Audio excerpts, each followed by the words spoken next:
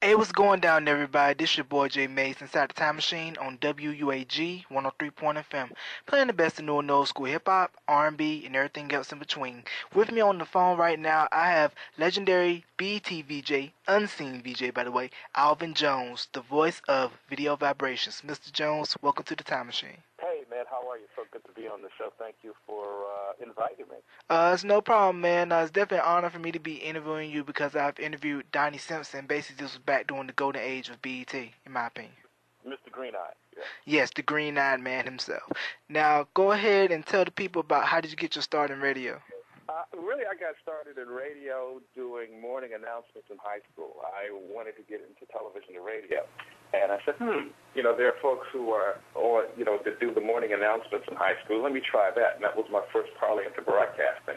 I decided to go to Howard University. And I started working at their station on campus, similar to your station. And from there, I got a chance to, on my sophomore year, work at WHUR, which is very unusual because it's a radio station that's owned by a college, but it's a commercial station. And at that time, they had the show Quiet Storm. Melvin Lindsay had created the show in 1977, and he was working during the week, and I got a chance to work in the weekend as his fill-in. And it was a #1 show, so that got me notoriety, and my show came to the attention of BET. BET hired me to work with them when they were expanding, because at the time BET was only on 8 hours a week, and I started with them September 17th of 1984. By October 1st of 1984, BET was 24 hours, and that's when I started doing Video Vibrations.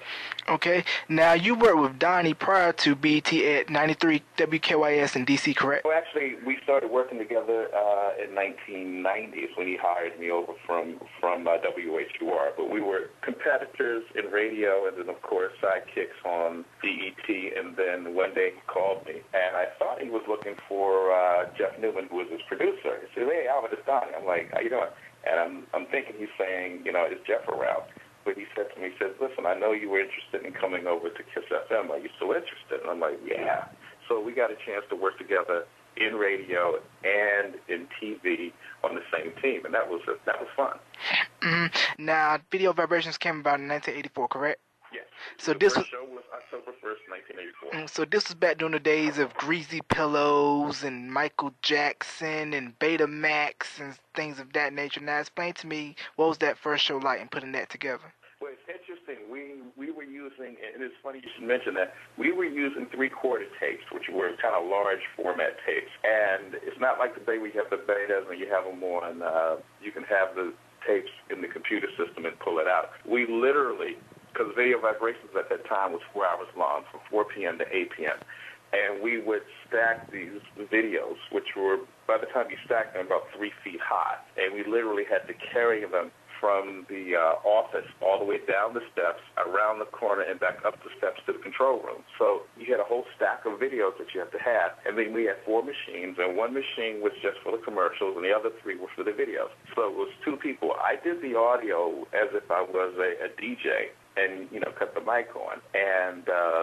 the other person that was in the studio, the engineer, which was at first Kevin, and then I had Kevin and Lewis who worked with me during those times, and they would put the videos in, and they'd line up the tape deck 1, 2, and 3, play a video, roll it. When that one finishes, they rewind it and then stick another video in, and we were just rolling like that for 4 hours.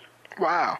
So, was there any, bloopers during that period? Oh, yeah, there were plenty of bloopers. I'm going to tell you one blooper that was so funny. We were in the same building as what was called Channel 20 at that time. It's a UPN station. Well, now it's not UPN anymore. Now I guess it's CW, what it is. But the whole bottom line of it is we shared the control rooms. We had a different master control, but we shared the studios and the tapes. And many a time, they would air Scooby-Doo on Channel 20, and somebody would take the wrong machine, and next thing you know, Scooby-Doo's on the air on BET. Wow, I think I may have caught that on an old episode of Video Vibration. So while you're watching Ready for the Curl, Ready for the World, yeah, you're going to be seeing Scooby-Dooby-Doo on Black Entertainment Television. And I remember Jeff Lee, who hired me, would always go, "What the heck is Scooby-Doo doing on my network?" But that's the way it was. BET was fun back then because we had no idea how large it was going to be. It was just the concept of having a black station and music video. It was so crazy with video vibrations. For the 4 hours, most of my videos were rock. Bruce Springsteen, Patti Smythe and Scandal, Autograph, Ronnie Milsap, Rolling Stones, because there weren't that many black videos. We sent a letter out when I first started at BET going to all of the record companies asking us to send all of their videos. And we would sponsor them and say, this is an hour of this company. The only company that did that was Columbia and Epic when they were together. That was before Sony took over. And literally that last hour of every day would be music played by Columbia, Epic, and any associated labels that they had. So the Bruce Springsteens, the Miami Sound Machines, and all that stuff would be played. And, of course, the Jacksons, Girl, I Want Your Body, and Torture, and things like that. So it was interesting. I remember one of the first world premieres that we got was Miami Sound Machine, Conga. Wow. Definitely a big record. Now, this was around the time when MTV really wasn't starting to play R&B videos, and Michael Jackson had broken through with Thriller the year before. Now, explain to me... it was something that you mentioned. One of the reasons that I got into putting together a music video show was because of Rick James. I remember Rick James... having an article in Billboard magazine talking about the fact that not BET, but MTV was not playing black videos. And before BET came along, back in 1979, I would go to the different record companies, the local branches, and they had videos. They had Fantastic Voyage by Lakeside. They had Shalimar. They had The Whispers and things like that. And I'm like, I know that there are videos like this. They exist. So what I did is when I heard about Rick James's article, I said, well, I'm going to put together a music video show. And I started doing that with Public Access. It was called Star Talk. And after I finished the first show, I got a call from BET, and they hired me as just a voice, but I had been doing some producing, so they brought me on as a producer also. But, yeah, I remember seeing all those videos. There was some videos by Stacey Ladisoff, A $1 Million Babe. Luther Vandross did a video for Choose Me. That was from the movie of the same name. And also, there was a video done by Stephanie Mills and Teddy Pendergrass, Two Hearts. Wow. Now, was there any, commercials that were aired during video vibrations and you look at it and be like, I don't like the way that's done, but, hey, it was the sign of the times?